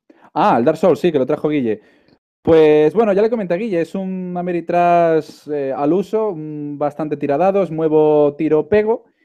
A ver, no voy a decir que no me gustó, aunque llevaba un rencor de la hostia y tenía un odio inusitado encima que me daban ganas de romper la caja, pero como Ameritrash estuvo decente. De hecho, jugamos el jueves con Masivi al Fireteam Zero, y perdona Luis Valladares por decir esto, pero no me gustó. me defraudó bastante, me esperaba bastante más de ese juego y encima que Massive también lo pone en el altar. Y comparándolo con el Gears of War, me quedo de calle con el Gears of War y hasta me gustó más el Dark Souls que el Fireteam Zero. No sé, me resultó más entretenido. Es verdad que es pegar hostias, subir de nivel, pegar hostias, te matan, vuelves para atrás y tal, pero la sensación fue divertida y cuando llegamos al jefe final me moló porque tiene una mecánica diferente del resto que se supone que es para imitar el videojuego, ¿no? Que tiene digamos, un movimiento típico, el bicho, y tiene un mazo de cartas y va sacando un mazo de cartas y después es repetitivo. O sea, una vez termina la última carta, vuelve a salir la misma y así puedes... Bueno, como en el juego, ¿no? Que en el juego, mueres mucho porque hay que estudiar el patrón del enemigo, porque claro, si no lo sabes, te mata. Sí, te dice plata o plomo, por eso de ser el patrón. Me dicen aquí en el chat, me dice mi querido Dados y Miniaturas, que anda por aquí arriba, que lo acabo de perder. Sí, David. Pregunta es que el otro día tuvimos un chat y una conversación interna muy potente sobre el terminado, el finished, que por cierto, no encuentro fundas para este juego. Tengo que fundarlo como el comer porque por esto. O sea, porque este juego es mucho de barajar y, a ver, os explico, no es ¿me entendéis? Barajar esto, mezclar bien, sin funda me cuesta bastante y tengo miedo de joder las cartas. Y si alguno sabe si se venden, me decía que claro, que hay unas fundas que se pueden comprar que te entran de ancho, pero luego hay que cortarlas. Y yo soy un poco patoso para esas cosas. Igual corto la carta o me corto un dedo o corto la tijera. Cuidado, que soy capaz. Nada, el juego ya hablamos de él en una reseña, me parece. No sé si está subida. Creo que sí. ¿No? Todavía no. Ah, pues ya lo haremos. Es que como tenemos a la gente trabajando de producción. Eso es. ¿A cuál he llegado? He llegado a la carta de las 48 de colocación, ya lo veréis en la reseña. He llegado ayer jugué una partida, he llegado a la carta, ayer llegué, mi récord son 31. Ostras. Es que me parece imposible hacer más. Estuve con la puta cabeza comida allí, es más, jugué con una hoja. Un saludo a la gente que juega con hojas en la mesa, apuntando, es que, de verdad. Eso no lo hizo Parga en el Terraforming. No lo hizo Parga en el Terraforming. Parga era brutal, un sub 1 bajo 1. Tenía brutal. Ya lo veréis en la reseña, pero yo, por favor, si esto que metéis la mano en el bolsillo así os sobran 12 euros o 13 euros, id a por esto. Porque es que este señor o hace mierdas, perdón, voy a hablar con propiedad que esto es un canal serio, o hace putas mierdas, como esta, o me hace mierdas putas. Y de verdad, yo esta semana he jugado bastante solo, he jugado el terminado muchísimo, he jugado a la expansión del Oh My Gods, que es la leche, hacer un juego narrativo de algo que no tiene narratividad. Tiene mérito, ¿eh? No verás, tío, es que no sé. Y este jueves te voy a llevar un juego que tienes que comprar para poder jugar en solitario. Tengo el pledge abierto ya. ¿Ya tienes el pledge? No, está abierto, guardado la página para darle a buy. Para darle a buy, ¿no? Estamos hablando, preparar los chupitos otra vez del Seventh Continent, porque resulta que ¿qué fue? El domingo, creo. Sí, el domingo por la mañana, el día antes de que se fueran Massive y Surso de casa, resulta que les puse para que lo probara, ¿no? El Seventh Continent, que tenían ganas todos de probarlo. Aunque Massive ya hizo un all-in, compró todo menos las fundas, pero todo, o sea, absolutamente todo lo que había en la campaña. Y les moló un montón porque es que es un juego muy bueno. Y ya te lo dije, Juan, o sea, para jugar un jugador, hoy por hoy yo creo que puede ser de los mejores juegos que hay.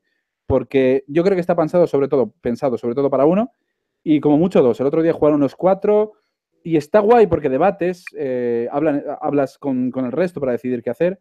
Pero bueno, lo probaremos este juego y sí ya me dirás lo que opinas. Vale. Pero vaya, déjalo abiertito que yo creo que acabarás cayendo. Y del resto que jugué, pues ahora mismo, pues no te sé decir algo que me haya... Algo que no te haya gustado nada.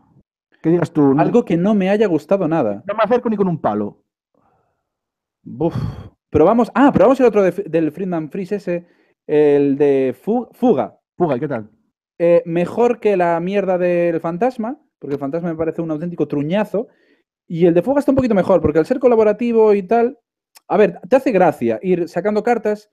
Y de repente, ¡pum!, te sale una carta que es de instrucciones y te dice, si has llegado hasta aquí, hace no sé qué. Tiene gracia, pero tiene gracia en el momento que la sacas. Yo creo que la segunda partida, eso, que ya sabes lo que va a suceder, ya ha perdido toda la gracia. Y como juego tampoco es que sea nada del otro mundo.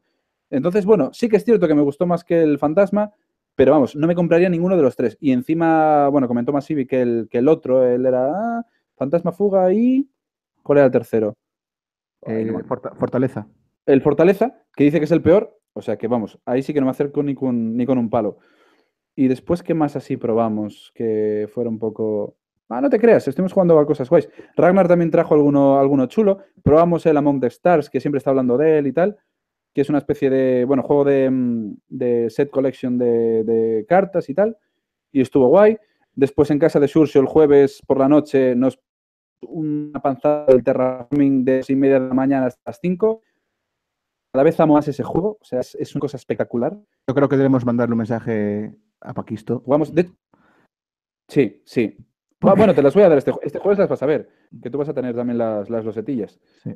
Con eso ya me parece redondo del todo, porque si algo es achacable a ese juego es solamente la producción, y si tenéis amigos como Paquisto que os hagan las losetas 3D, pues lo solucionáis. Sí, y solo falta tener cubos de oro, plata y bronce de verdad. Yo me estoy pensando...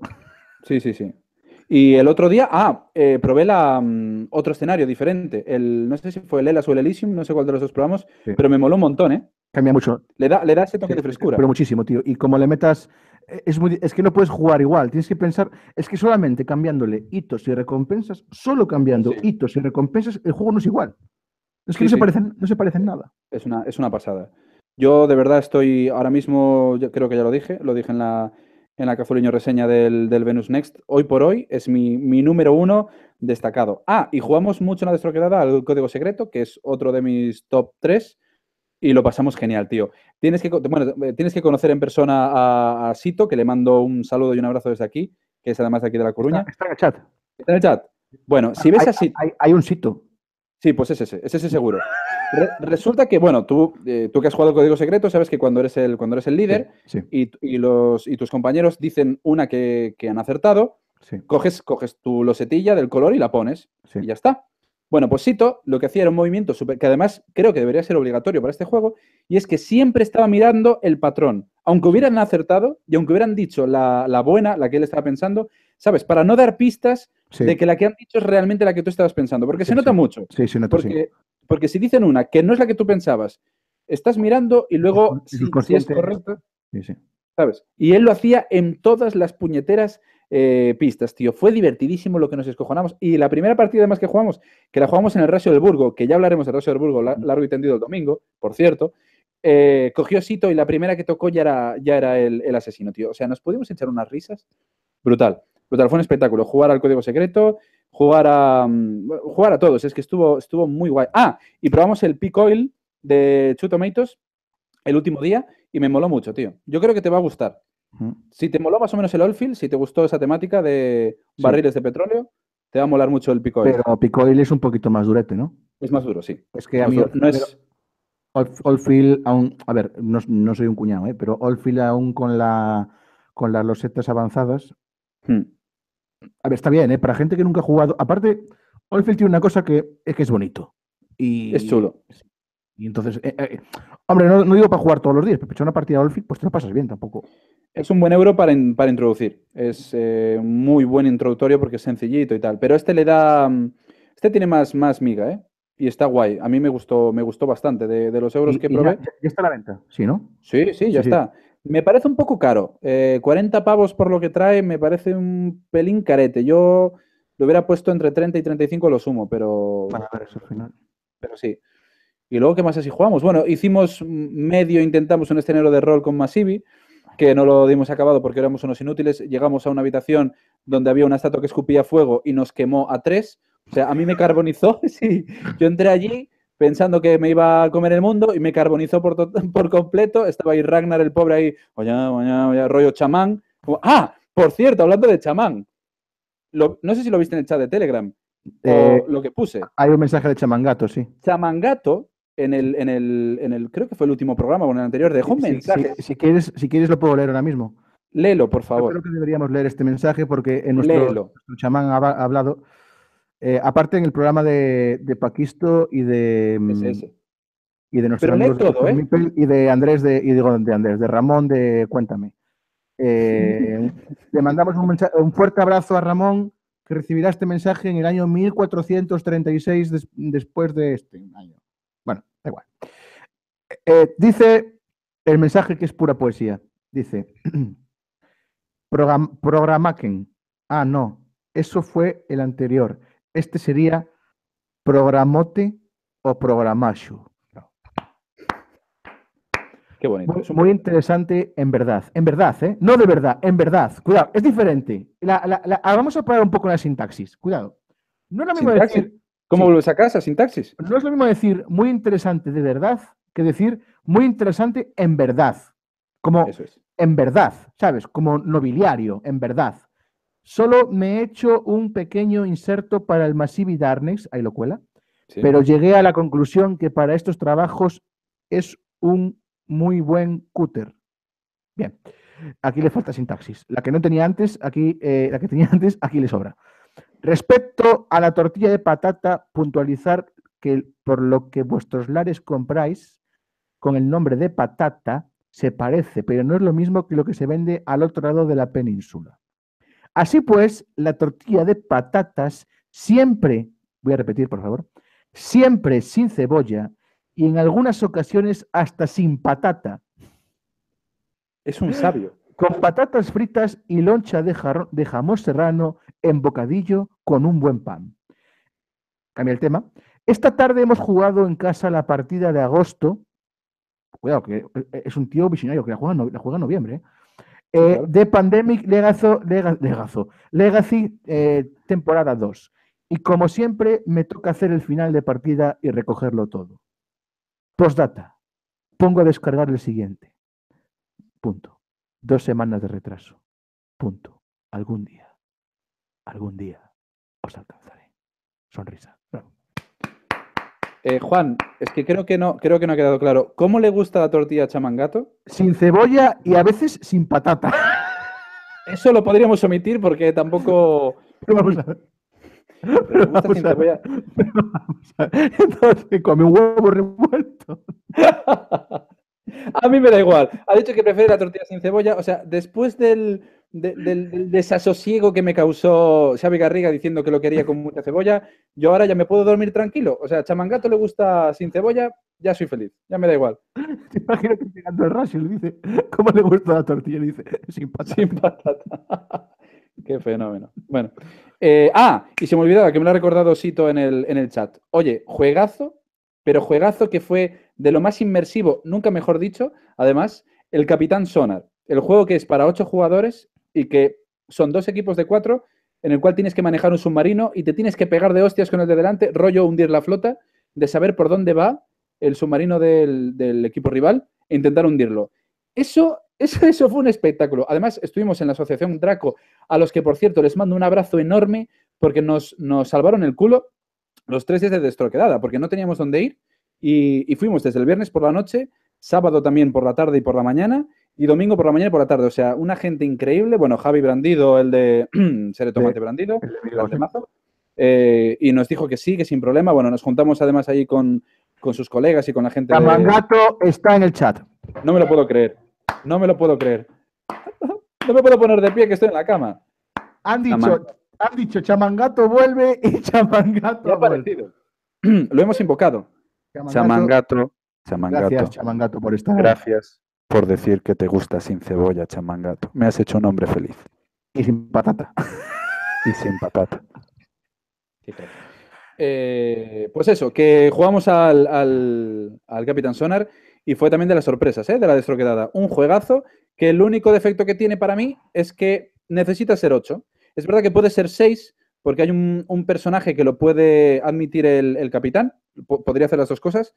Pero vaya, o sea, me parece un juegazo súper divertido que además es en tiempo real y tienen que estar dándose las instrucciones en tiempo real y hay una persona de cada bando que tiene que escuchar lo que dicen los demás para averiguar por dónde va. No sé, me pareció hiper divertido, tío. Muy guay. ¿Tú no lo has probado todavía el Capitán Sonar? No, juntarnos 8 lo veo complicado. Sí. Complicado de narices, pero tío, de verdad, un juegazo, pero chulo. Y no sé si me dejó alguno más en el tintero de los que jugara ahí. Jugué muchos, pero bueno, muchos también eran o de los que tenía yo o juegos que había jugado. Pero muy guay, tío. La verdad es que fue una experiencia súper guay. El domingo hablaremos de ello. Podemos dejarlo por aquí. Yo quiero mandarle un abrazo fuerte y que se vayan comprando una batería, esta es una portátil, a José Manuel Marín Belocchi y a Óscar Belocchi. Igual es el primo del corredor, del ciclista. ¿Sí? Ciclista. José Manuel Marín Belocchi y Óscar González García, que acaban de entrar en el chat de Telegram. Anda. Preparaos. O sea, va a ser vuestra. Comprad una buena batería. Esta es una power de estas, Volt, de estas, como se llame, y ala, a darle cera porque dice Chamangato en el chat que es un sabio. Bocata de pan. Cuidado, ¿eh? Bocata de pan. Wow.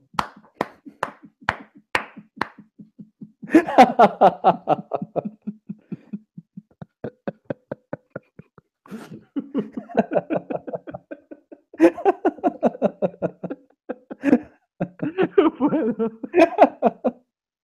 Dice mamá.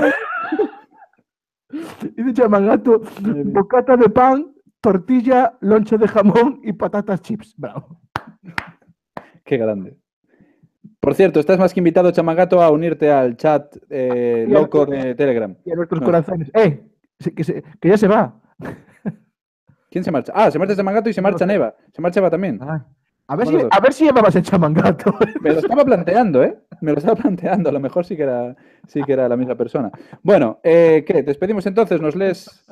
No tengo nada. ¿No tienes nada? No, porque es imposible. Ya solamente escuchar en inglés ya llegaba, ¿no? Bueno, oye, este Rahdo un crack, ¿eh? Rahdo de verdad que es una persona muy, muy honrada. Muy honrada. Pero da gusto encontrar a un tío que es, no sé, a ver, no quiero exagerar, ¿no? Pero es el Cristiano Ronaldo de los juegos de mesa. No, un tío que tiene un montón de miles de seguidores. Sí. Y que esté tan zumbado, quiero decir, un tío que sea tan normal, o sea, un tío que venga a un canal como el nuestro que dice, esta gente, que dice, ¿dónde me No, es que el tío hizo un Xavi Garriga como una casa, o sea, yo básicamente... pero os habéis perdido el previo cuando estuvo haciendo chistes de mis cactus. Sí, sí. El tío le dijimos que nuestro programa iba de cactus y se lo creyó y dijo, joder, pues no he traído nada preparado para hablar de cactus. ¡Qué fenómeno! Madre mía. En fin. Y tiene un móvil buenísimo, ¿eh? ¿Cómo se ve ese móvil? ¿Eh? Joder, se ve mejor que nuestros ordenadores. La puta mierda del Mac este de mierda, toma por culo, joder. Ay, tremendo. Bueno, chicos, que muchas gracias a los 41 que hay ahora mismo. Madre mía, 41 personas, ¿en serio? Joder. 41 ahora mismo. Un saludo a los que estáis ahí, gracias por estar y volveremos el domingo que viene a dar cera de la buena. Sí, el domingo ¿lo vas a hacer esta semana? Sí, así, ¿no? A lo loco ya, sin una semana de por medio. Por mí sí, ¿eh? El domingo que viene. El domingo es el primer día de la semana. Este que viene ya, exacto. Es muy portugués eso. ¿Cómo se nota que estuviste en Portugal, eh? Que se te pegó. Atención, antes de acabar, debemos... Atención que Chamangato dice, gracias a vosotros... Joder, de verdad, es que es un tío... Hasta para eso, ¿eh? Qué bonito. Atención a José Manuel Marín Belocchi, que es posible que esté expulsado directamente del chat. Mi novia se toma el bocata de tortilla de patatas con mantequilla. Aquí no hay ninguno normal. O sea, no. Bueno, gente, pues nada, nos despedimos. Gracias por estar ahí, gracias por aguantar un programa. Si lo hago, se me cae el micro. Por aquí. No, lo hago yo. Por aquí va a aparecer una cosa. Eso. Y que gracias por aguantar, por aguantarnos en general y por ser comprensivos de que hiciéramos el programa en inglés. Los que vayáis a escuchar esto a posteriori, claro, evidentemente la traducción estaba siendo por el chat en vivo. Y si veis este programa a posteriori y los del podcast, a los que les mandamos también un saludo muy fuerte, pues nada, esperamos que lo entendáis más o menos. Es cierto que Rahdo habla toda leche, pero bueno, el tío por lo menos vocaliza y se le entiende bastante guay, así que esperamos que lo disfrutéis un montón. Y nos gustaría hacer más programas de este estilo. A mí me gustaría mucho que estuviera con nosotros Rodney Smith de Watch It Play, y si viene alguno más de estos famosetes, pues estaría genial. Clemens France, sería todo un puntazo. ¿Cómo le llamó a la llama? ¿Alpaca? Alpaca. Es que es una alpaca, no es una llama, joder. Una puta llama de toda la vida. No, porque no tiene... Estabas citado con la puta alpaca, tío. Sí, el tío, bueno, en fin. Oye, ¿y eso que hizo de acercar la cabeza que me cojonó? Cuando ibas a hacer la última pregunta, sí. El tío está colgadísimo de la cabeza, pero mola un montón. Creo, bueno, antes de acabar, yo he calculado, he hecho aquí una regla de 3, he hecho un triángulo rectángulo, he medido la hipotenusa y tal, y me ha salido que el techo de Rahdo está a 8 metros, porque no es capaz de tener tantísimos juegos ahí. Ya te digo. Joder. Bueno, que nos vamos, gente. Un verdadero placer, como no, otro día más con vosotros. Y eso, y este domingo vamos a hacer el especial de Destroquelara, a ver si pueden venir Masivi y Churso con nosotros y os hablaremos de lo que deparó... Surcho, dilo bien, Surcho. ¡Surcho! Joder. Y nada, os hablaremos de lo que depararon todos esos días maravillosos que estuvimos dándole durísimo a los juegos de mesa. Así que nada, nos vemos el domingo. Un saludote, un abrazo. Very nice. Hay que space de los ingleses. Bye, guys. Bye, goodbye. Friday in the morning. Bye, kids.